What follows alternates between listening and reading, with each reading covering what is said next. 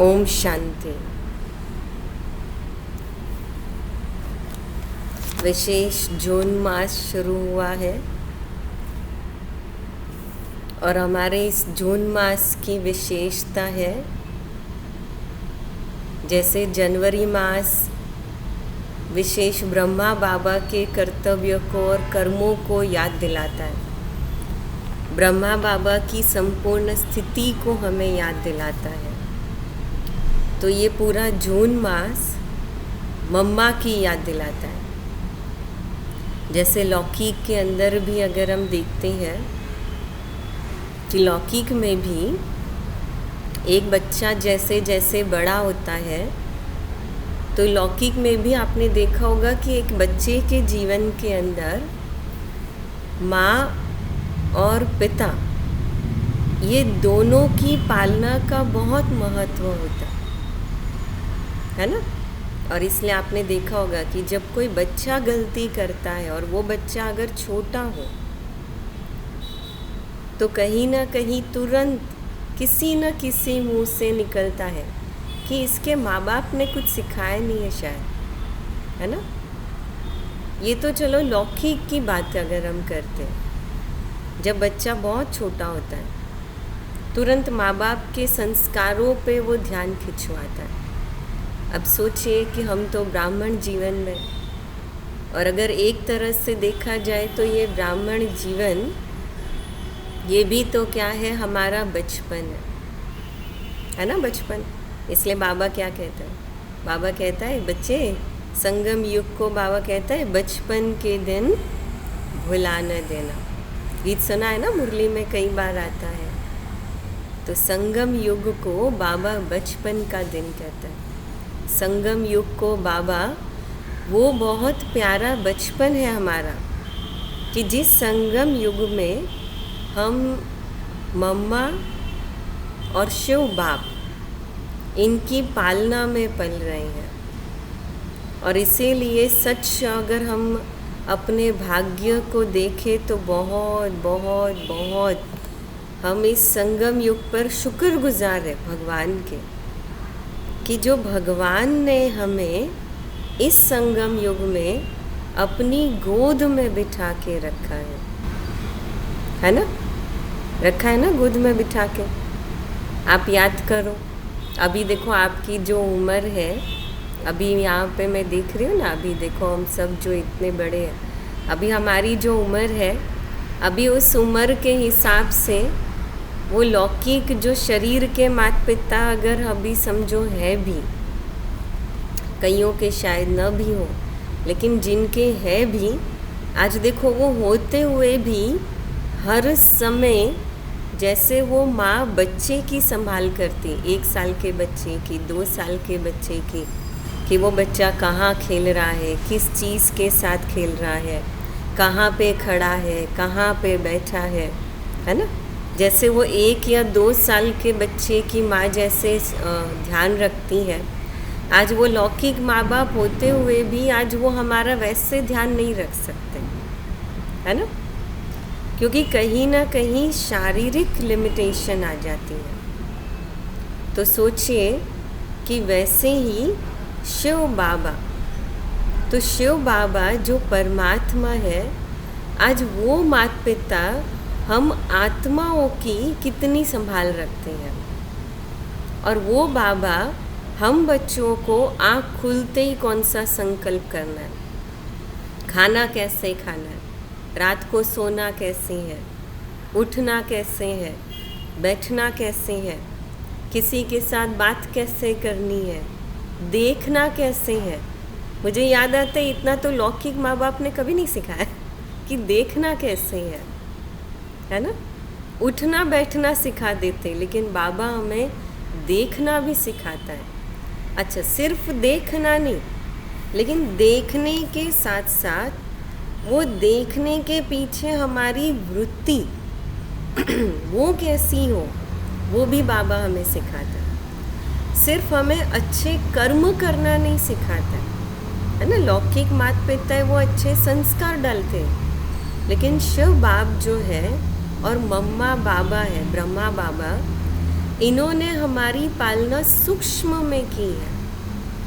आज इसीलिए हम देखते हैं कि सिर्फ ओम शांति का उच्चारण नहीं, लेकिन आज दुनिया के अंदर भी लोग अगर ओम शांति को याद करते हैं या शब्द सुनते हैं तो उनके मन के अंदर एक ब्राह्मण की भी छवि नहीं आती है, संस्था की छवि नहीं आती है, लेकिन संस्था में आने वालों का एक संस्कार आता है कि नहीं, ये बीके है ना, ये ऐसा नहीं करते, ये ऐसे नहीं खाते, ये ऐसे नहीं चलते, ये ऐसे नहीं उठते, है ना।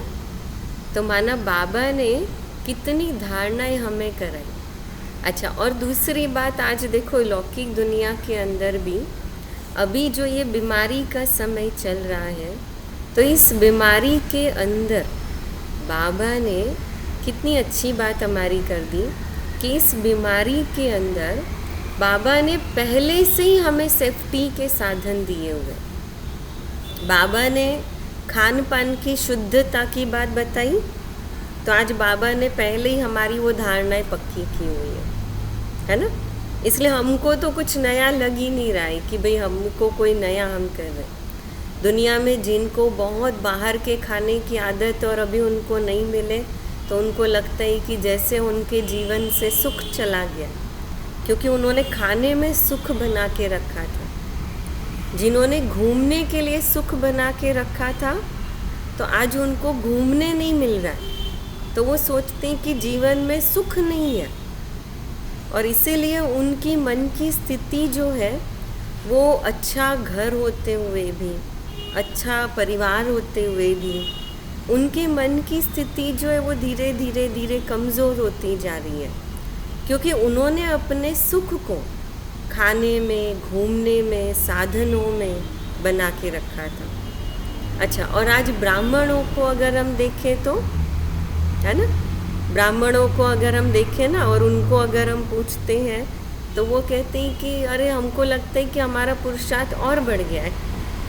और एक जगह बैठने की आदत पक्की हो गई, और योग करने की आदत पक्की हो गई, और क्लासेस सुनने की आदत पक्की हो गई।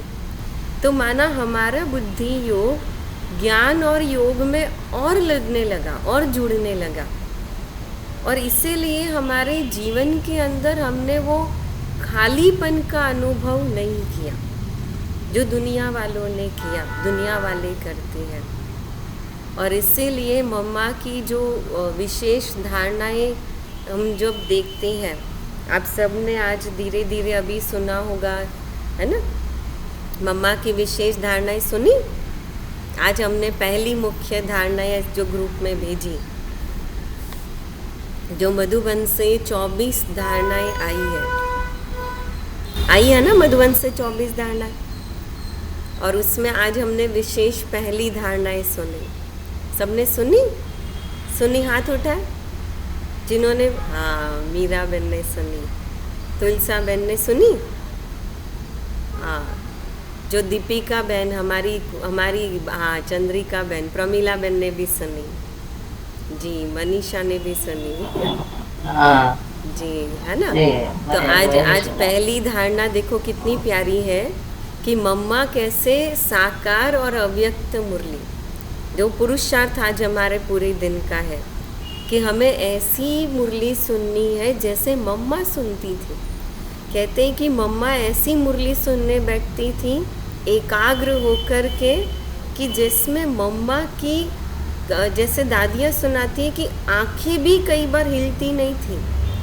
और आज हम 1 घंटा अगर हम बैठते हैं ना, तो मैंने देखा है कि कई बार हमको होता है थोड़ा पाँव हिला दे। मैं अभी बीच में किसी से तो बात कर रही थी, तो मैं उनको बता रही थी कि देखो हमारे सच में गोराई के भाई बहनों को तो बहुत मानना पड़ेगा कि कम से कम हमारे गोराई के भाई बहनों को आदत है कि शाम को जब 5 बजे मुरली होती थी, तो 5 बजे से लेकर के 7:30 बजे तक भी जब भट्ठी होती थी, इंटरनेशनल योग होता था, तो 5 से 7:30 बजे तक भी वो योग में बैठते थे, एक ही स्थान पर, एक ही चेयर पर बैठते थे।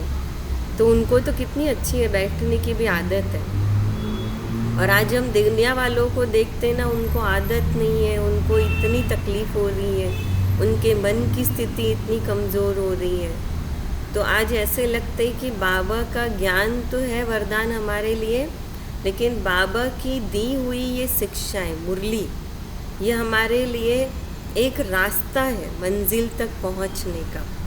लेकिन ब्रह्मा बाबा और मम्मा के जो कर्तव्य है, तो ब्रह्मा बाबा और मम्मा के कर्तव्य तो ये हमारे लिए, जैसे ये कह सकते हैं कि हमारे लिए एक सिर्फ रास्ता नहीं है, लेकिन वो कदम पे कदम रखने वाले पद चिन्ह है कि जिनको हमें सिर्फ फॉलो करना है।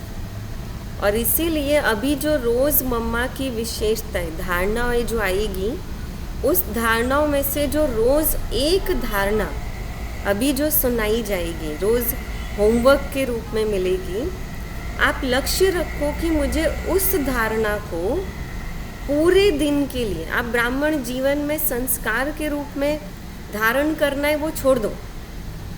ये मैं खास इसलिए कह रही हूँ कि 21 दिन का ही हम पुरुषार्थ करेंगे। हमने अभी 21 दिन 8 घंटे का पुरुषार्थ पूरा किया। अब ये फिर से आज 1 तारीख है और आज 1 जून है। आज 1 जून मास की शुरुआत है। तो 21 दिन का हम पुरुषार्थ करेंगे कि मम्मा के पद चिन्हों पर मुझे चलना, और पूरा दिन हम ऐसे फील करेंगे, ऐसे महसूस करेंगे कि जैसे हम उस समय के अंदर पहुंच चुके हैं, मम्मा बाबा के समय के अंदर। और मम्मा बाबा के समय के अंदर पहुंच करके हम ऐसे महसूस करें कि जैसे मम्मा बाबा मेरे सामने हैं और मुझे मम्मा को फॉलो करना है, कि जो संपूर्ण बने हैं। आज सच में पूरा दिन मैं बार बार याद कर रही थी, और बाबा ने आज विशेष जो मुरली के अंदर भी एक बात कही कि बाबा हमारे सिर्फ शरीर को पावन बनाने नहीं आया। बाबा ने कहा कि तुम मुझे याद करो तो मैं तुम्हारे शरीर और तुम्हारी आत्मा को भी पावन बनाऊंगा। है ना? ये कितनी बड़ी बात है कि बाबा ने कहा मैं तुम्हारा शरीर और मैं तुम्हारी आत्मा को भी पावन बनाऊंगा। अच्छा देखो, आत्मा को पावन बनाने की ताकत एक बाबा के सिवाय और किसी में नहीं है, और आत्मा को शक्तिशाली बनाने की ताकत एक बाबा के सिवाय और किसी में नहीं है। अच्छा, अगर हम ये भी देखेंगे कि जैसे जीवन के अंदर अगर सबसे बड़ी हमारी जो परेशानी होती है वो मन से जुड़ी है। आज बाबा ने मुरली के अंदर एक बहुत अच्छी बात कही थी, है ना, जो आपको मैं बाबा के ही शब्दों में पढ़कर सुनाती हूँ। जो बाबा ने विशेष वरदान के अंदर बाबा ने एक लाइन कही। बाबा ने विशेष ये कहा कि देखो, निमित्त बनी हुई जो श्रेष्ठ आत्माएं हैं, उन्हों की सर्विस, त्याग, स्नेह, सर्व के सहयोगीपन का प्रैक्टिकल कर्म देखकर जो प्रेरणा मिलती है वही वरदान बन जाता है। अंडरलाइन करना, है ना। मम्मा की धारणा को पूरा दिन याद करके हमें भी वो धारणाओं को धारण करने का पुरुषार्थ करना है। तो वो सिर्फ पुरुषार्थ नहीं होगा मेरा, लेकिन बाबा ये कहता है कि वो वरदान बन जाएगा। अच्छा, दूसरी बात कि वो जब हम धारण करने की प्रैक्टिस करेंगे तो हमें देख कर के और दूसरी आत्माओं को भी वो मन हो, या उनको भी अगर वो मन हो, वाइब्रेशन हो, तो फिर वो भी आत्मा कहीं ना कहीं अगर वो उसको फॉलो करती हैं, है ना। जैसे समझो आप घर के अंदर 3 लोग हैं, 4 लोग हैं। मैंने अनुभव किया है कई बार, है ना। घर में ऐसा होता है कि आप देखो, घर में ज्ञान में सारे नहीं चल रहे हो, लेकिन किसी ने कोर्स किया हो और पता है कि योग क्या होता है, मुरली क्या होती है ना। तो आपने अनुभव किया होगा कि कई बार ऐसा होता है कि घर में वो व्यक्ति ज्ञान में नहीं चल रहा है, लेकिन आप इतना ध्यान से मुरली सुनने बैठते हो। आपको देख करके आप इतना डायरी पेन लेके अलर्ट होके मुरली लिखने बैठते हो, मुरली सुनने। तो कई बार आपको समझो लेट हो जाएगा, आपने डायरी पेन नहीं ली होगी ना, तो वो जो दूसरे व्यक्ति है ना वो बोलेंगे, अरे क्या हुआ, आज डायरी पेन लेके नहीं बैठे हो, है ना। या वो योग में आपको बैठा हुआ देखेंगे ना, तो वो आपको शायद दिखाने के लिए नहीं बैठे, लेकिन वो भी थोड़ा सा बैठ करके आंखें बंद करके थोड़ा मन शांत कर लेंगे। भले उनको योग आता हो नहीं आता हो, बाबा उनको पता हो नहीं पता हो, लेकिन आपको देख योग में बैठा हुआ देख करके वो भी 2 मिनट मन शांत कर लेंगे। माना आपके कर्म उनके लिए एक प्रेरणा बन गए, है ना, धारणा करने के लिए। तो बाबा कहता है कि ये जो प्रेरणा उनको मिली और वो जो करेंगे तो वो एक वरदान बन जाएगा। तो ऐसे ही मम्मा को देखकर हम कर रहे हैं, हमें देखकर और करेंगे, और करें ना करें, लेकिन मुझे अपने लिए तो ये पुरुषार्थ करना है। इसलिए आज का वरदान देखो, बाबा ने, अच्छा देखो एक चीज़ है, जब कोई भी चीज़ साकार में देखी जाती है तो उसे जल्दी ग्रहण किया जा सकता है, और इसलिए निमित्त बनी हुई जो श्रेष्ठ आत्मा है, उन्हों की सर्विस, उन्हों का त्याग, उन्हों का स्नेह, सर्व के सहयोगीपन का प्रैक्टिकल कर्म देखकर जो प्रेरणा मिलती है वही वरदान बन जाता है। जब निमित्त बनी हुई आत्माओं को कर्म करते हुए इन गुणों की धारणा में देखते हो तो सहज कर्मयोगी बनने का जैसे वरदान मिल जाता है, ऐसे वरदान प्राप्त करते रहते वह स्वयं भी मास्टर वरदाता बन जाते।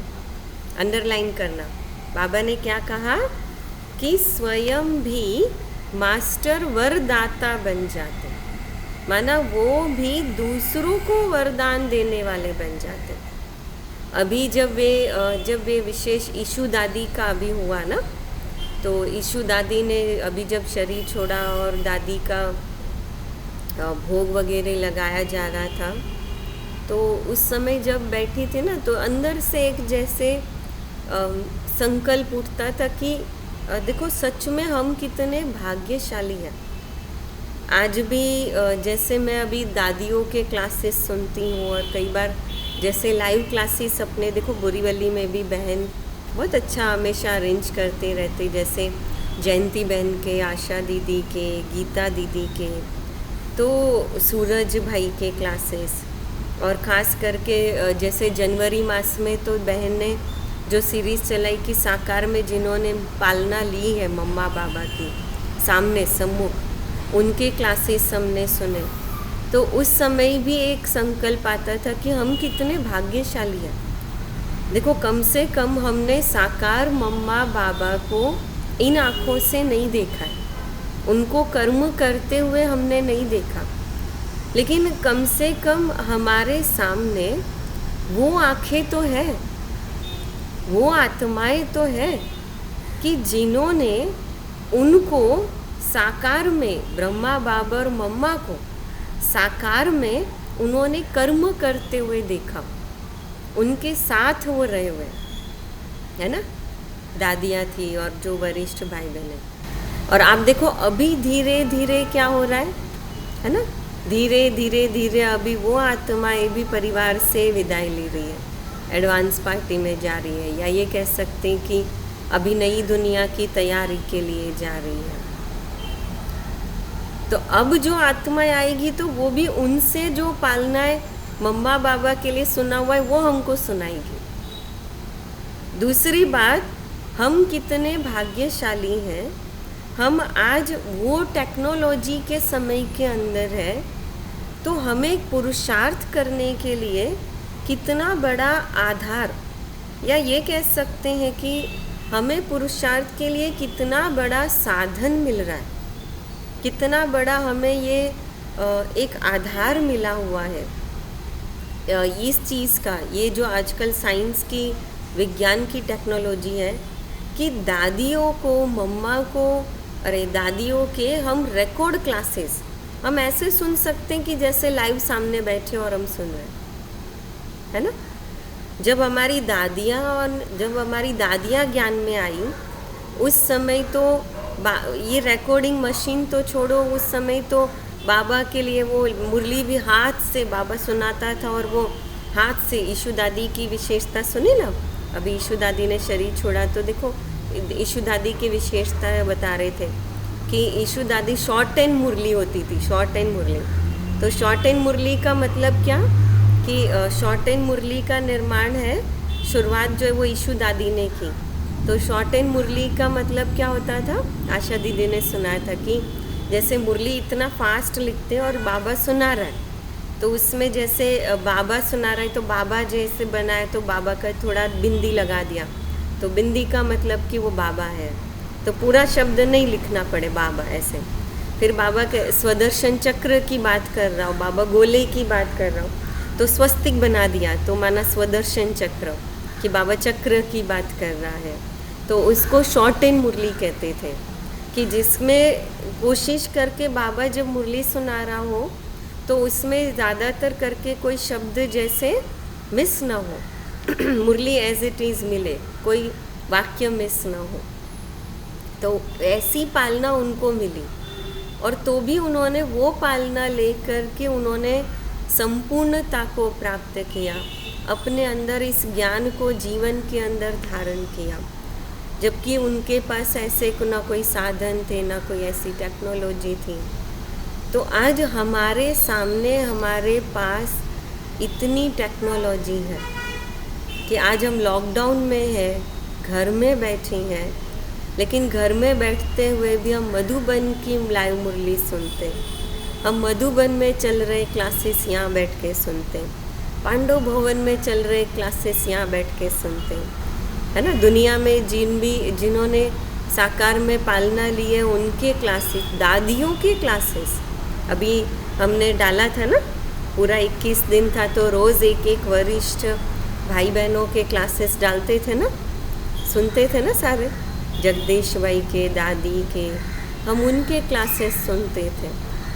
तो आप सोचो हम कितने भाग्यशाली हैं। तो दादियों ने बिना इनके आधार के अगर वो संपूर्णता को प्राप्त कर सकते, इस ज्ञान योग को पालन करते हुए, धारण करते हुए अपने जीवन को श्रेष्ठ बना सकते हैं, तो आज हमारे पास तो ये ज्ञान की कितनी टेक्नोलॉजी है। और फिर भी अगर हम इस ज्ञान को और योग से हम अपने मन के अंदर स्थिरता नहीं ला पाए, हम अपनी कमज़ोरी को ख़त्म नहीं कर पाए, हम इन साधनों को यूज़ करते हुए भी हम अपने संस्कारों पर जीत नहीं प्राप्त कर सके, हम अपने बुद्धि को एकाग्र नहीं कर सके, तो अंत में धर्मराज के सामने हम क्या जवाब देंगे, है ना।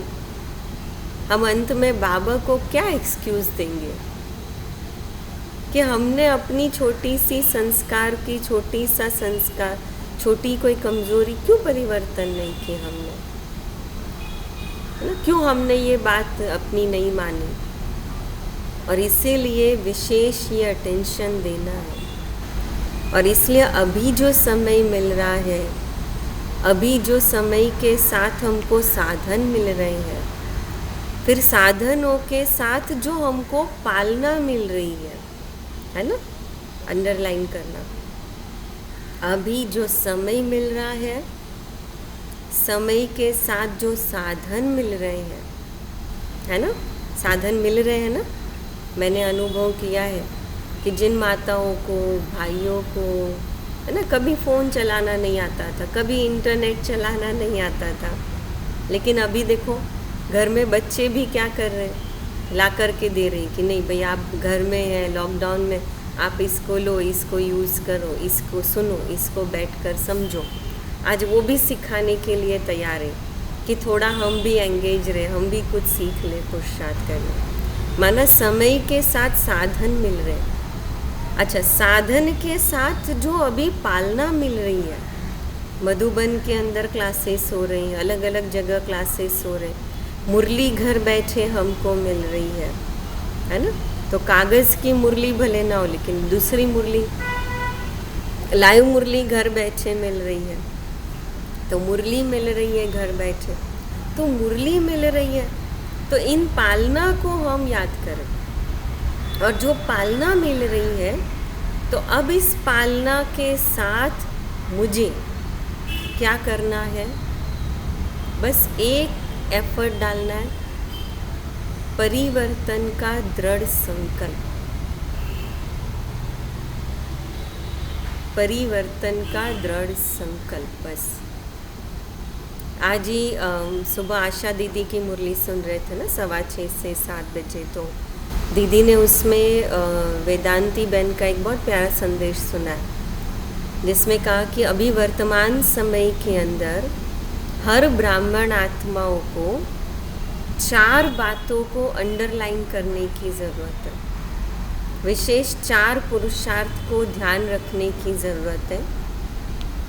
एक तो सोचना, कम सोचना, कम बोलना, कम सुनना और कम कर्म करना। अर्थात उन्होंने बहुत अच्छी तरह एक्सप्लेन किया कि बाबा ने ये वर्तमान समय संदेश दिया, पुरुषार्थ दिया। कम सोचना मतलब लेस थिंकिंग, कम सोचना, अर्थात जितना हो सके अभी संकल्प कम चले और हर संकल्प के बीच में साइलेंस हो और वो बाबा से जुड़ा। तो कम सोचना, जहाँ ज़रूरत नहीं है वो नहीं सोचना।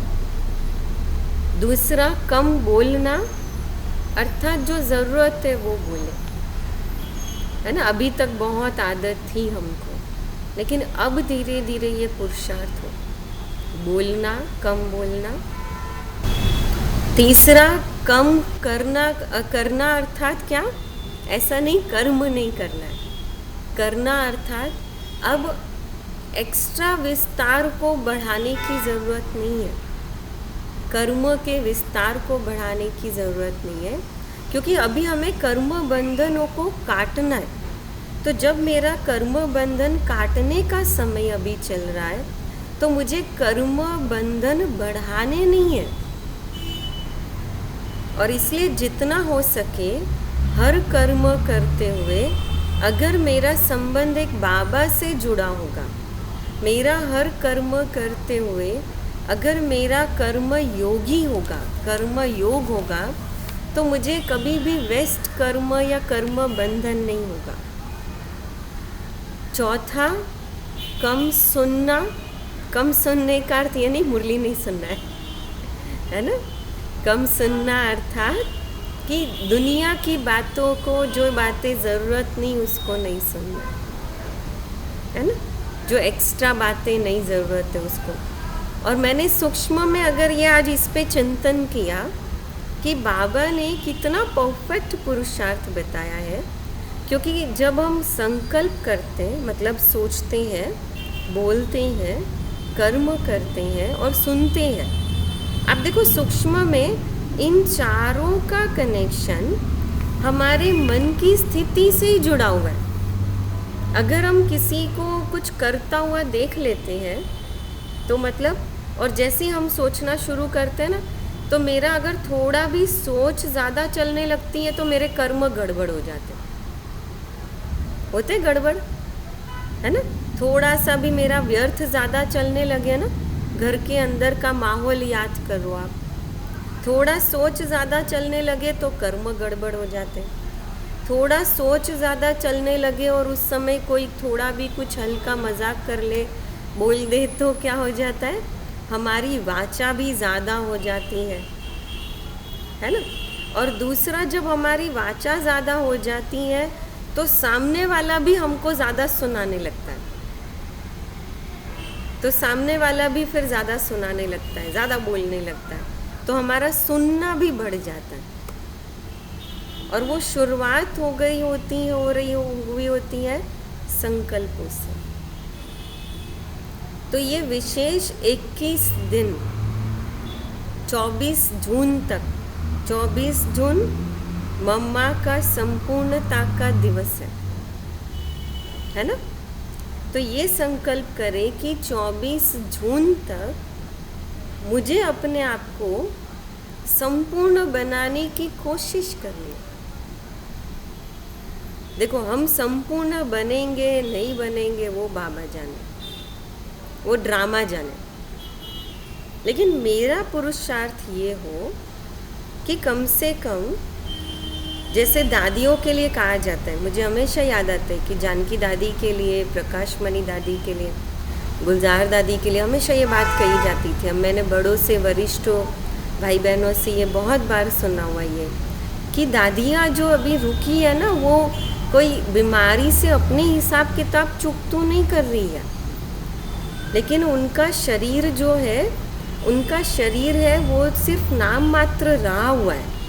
और वो इसलिए है ताकि हम ब्राह्मण आत्माएं जो अभी है उनको जोड़ के रख सकें, या हम ब्राह्मण आत्माएं वो हमारे लिए अभी जैसे एक वाइब्रेशन देख कर के, जैसे कि हम सबको एक शक्तिशाली बनाने के लिए रुके हुए हैं, हमारे वाइब्रेशन से भी सेवा करने के लिए रुकी हुई है। और उनके शरीर में अगर जो बीमारियां भी जो थोड़ी अगर आई है, तो कहीं ना कहीं वो बीमारियां उनके कर्म भोग नहीं है, वो बीमारियों के द्वारा भी डॉक्टरों की सेवा हो रही है, हॉस्पिटल की सेवा हो रही है, हॉस्पिटल के वाइब्रेशन की सेवा हो रही है, ताकि डॉक्टर वो वाइब्रेशन, वो जो बीमार है वो इलाज है, तो आज उन सब की सेवा हो रही है। क्योंकि कहीं ना कहीं इन फ्यूचर में वो आत्माएं भी जो है, वो आत्माएं बाबा से जुड़ने वाली है। अब जो आत्माएं, सोचो, जो डॉक्टर जो है अभी जिसकी अपॉइंटमेंट मिलने में 3-4 महीने लगते हैं, अब वो डॉक्टर को आज हम ज्ञान सुनाने जाएंगे तो वो क्या सुनेगा? अच्छा, अपॉइंटमेंट लेकर के उसको हम ज्ञान सुनाने जाएंगे, वो स्थिति भी नहीं होगी उसकी, वो डॉक्टर की भी वो ज्ञान सुने, है ना।